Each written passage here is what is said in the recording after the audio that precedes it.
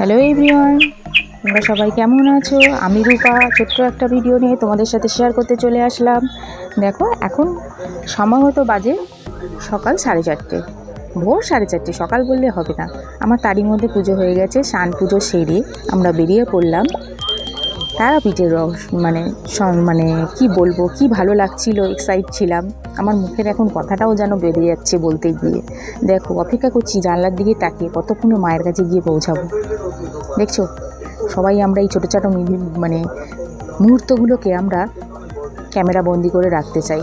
এখন হচ্ছে ফোনের যুগ, কি তোমরা সবাই জানো ফোন ছাড়া কেউ এক মুহূর্তও চলে না।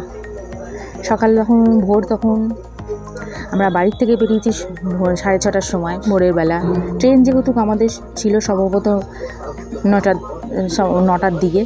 দেখো কি মনোরম পরিবেশ, সত্যি আমরা সব সময় তো এরকম পরিবেশ দেখতে পাই না। সত্যিই ভালো লাগছিল, অপরূপ সুন্দর লাগছিল এই সময়টা। সকালটা খুব আমরা উপভোগ করেছি।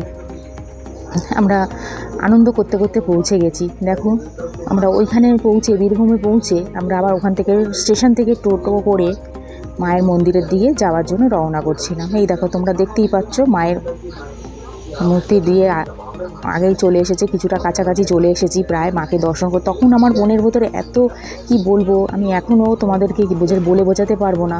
যখন এই জায়গাটায় চলে আসলাম, পার করলাম, তখন গায়ের ভেতরে একটা কাঁটা দিচ্ছিল যে মায়ের মন্দিরে যাচ্ছি, মাকে দেখবো, একবার একটু ছোট্ট দর্শন করব। তারপর দেখো আমরা বলতে বলতে পৌঁছেও গেছিলাম। সেই মুহূর্তটা তোলা হয়নি, খুব টায়ার্ড ছিলাম, শুয়ে পড়েছিলাম একটু রেস্ট নিয়ে খাওয়া দাওয়া করে। তারপরে সন্ধ্যেবেলা মনটা ঠিক ভালো লাগলো না, শান্তি হলো না। আবার চলে আসলাম মন্দির প্রাঙ্গণে। এসে দেখছি মায়ের সন্ধ্যা আরতি চলছে। তখন সন্ধ্যা আরতি চলছে মায়ের গর্ভগৃহে। মাকে ওরমভাবে দেখা যাবে না, সবাই যদি দেখতে পেত তাহলে তো হয়ে যেত। তাই জন্য সবাই ভিড় করবে, মাকে দেখার জন্য সবার একটু ইচ্ছা থাকে। তা দেখছি ছোট্ট একটা টিভি স্ক্রিন লাগানো রয়েছে, সেখান থেকেই মাকে দেখতে হবে। পাওয়া যাবে না যেন আগে মায়ের ওখানে একটু এখান থেকে দর্শন করে মাকে গর্ভগৃহটা বন্ধ করে দেয়, তারপরে সব কিছু। তারপরের দিন আমরা সকাল সকাল আমরা পৌঁছে গেছি। তখন ভোর বাজে 5টার সময় লাইন দিয়েছি। এখন হয়তো সম্ভবত আলো ফুটে গেছে, 7টা মিনিমাম হতে পারে, আমার ঠিক ঘড়িটা তখন দেখা হয়নি। তখন এত লাইন, আমরা যখন লাইন দিয়েছি 5টা আর পুজো শেষ করেছি তখন 8:30, 2 ঘন্টার মিনিমাম আমাদেরকে লাইন দিয়ে পুজো দিতে হয়। তবে এবারে আমি তারাপীঠে আমার এইবার প্রথম নয়, এবার দ্বিতীয়বার গেলাম। আমার সত্যি খুব ভালো লাগলো। আমার কি বলবো, মনটা ভরে গেল। মন্দির প্রাঙ্গণে আমি পৌঁছে মাকে সত্যি একটু দেখতে পেরেছি, আমার খুব ভালো লাগলো। আগের বারে আমাদের সাথে এমন হয়েছিল, মাকে বলল প্রণাম করতে, মায়ের পায়ে নমস্কার করতে দিল, তারপরে মাথা তুলে দেখি বাইরে। আমরা সত্যি আমাদের ঠিকভাবে দর্শন করা হয়নি। এবারে আমি খুব মন ভরে গেছে আমার দর্শন করে মাকে একবার দেখে। দেখো মানুষের মধ্যে কত রকমের, এখন মানুষকে দেখতে পারে না। এখন মানুষের মধ্যে হিংসা, অহংকার, বিদ্বেষ সব কিছু ঢুকে গেছে।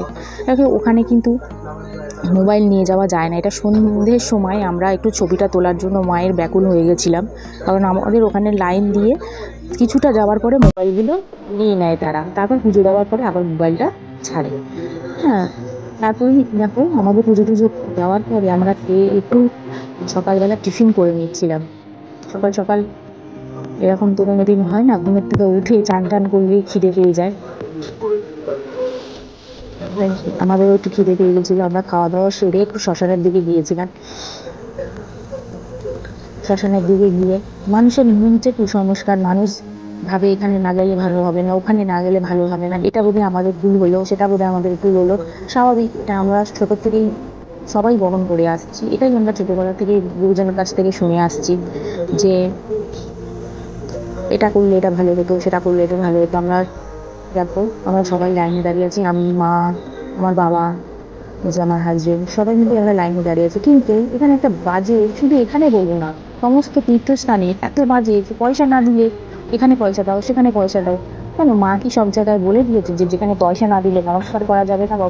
মায়ের নমস্কার না করলে, পয়সা না দিলে চলবে না, তার আশীর্বাদ পাওয়া যাবে না?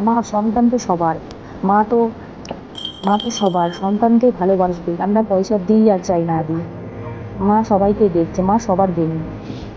তারপরে দেখো দুপুরবেলা 12টা 12:30 বাজে, আমরা এই সময় ভক্তরা অনেকে বসে আছে মায়ের একটু ভোগ খাওয়ার জন্য।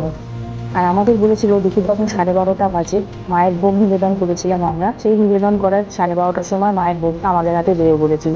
আর এই সেই দাদা যার কাছে আমরা তুলে দিয়েছিলাম, দাদা আমাদের হাতে ভোগের থালাটা তুলে দিয়েছে।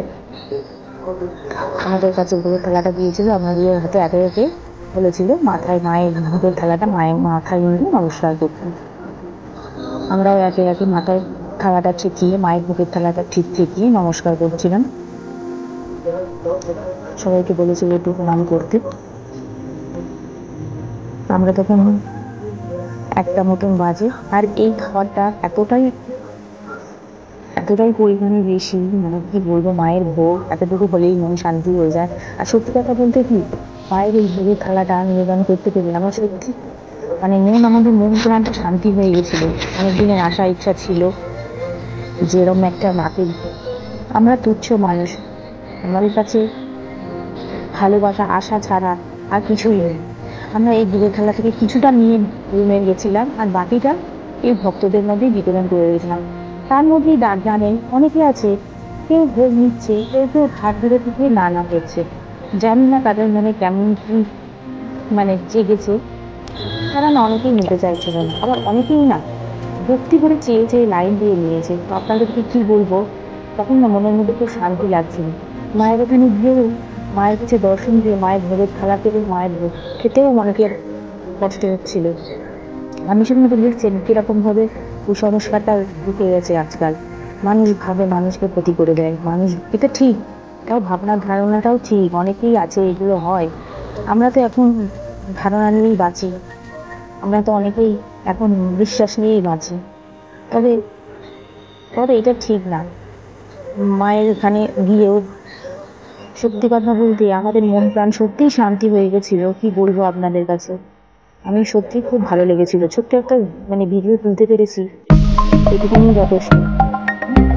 অনেকেই আছে যারা প্রসাদ মানে কি বলবো একটু নামার জন্য ছোটো ছোটো আসছে, আবার অনেকেই হচ্ছে হাত উঠিয়ে না বলে দিচ্ছে।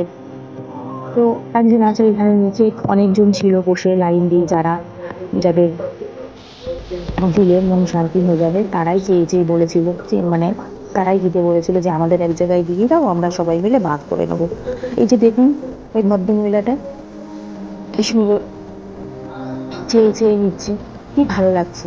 তারই মধ্যে ছোট্টখাটো আনন্দ উল্লাস, মানে কি বলবো, আমার খুব ভালো লেগেছিলো এটা। আর আমার বাবা দেখুন আমাদের ছোট্ট করে একটা ভিডিও দিয়েছিল। এটা কিছু না, এগুলো কিন্তু এখন মজা, এখন হচ্ছে ফোনের দুনিয়া, ছোট্ট একটা স্মৃতি থেকে গেল, কিছু থাকবে না। এই যাওয়াটা হয়তো ভুলে যাবে অনেক, কিন্তু এই স্মৃতিটা রয়ে যাবে। এই ভিডিওটা থাকলে আপনি বন্ধুরা তোমরা একটু জানিও কমেন্টে, আর কমেন্টে জয় মাতাটা লিখতে ভুলো না। সবাইকে মা তারা ভালো রাখুক, সুস্থ রাখুক, পৃথিবীটাকে রোগমুক্ত করুক, সুস্থ জীবনযাপন সবাই করুক, মন ভালো রাখুক সবার, শরীর ভালো রাখুক সবার, শান্ত পরিবেশ হোক, এইটুকুই চাওয়া।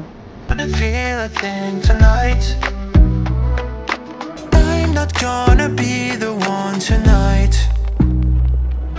Don't wanna hear any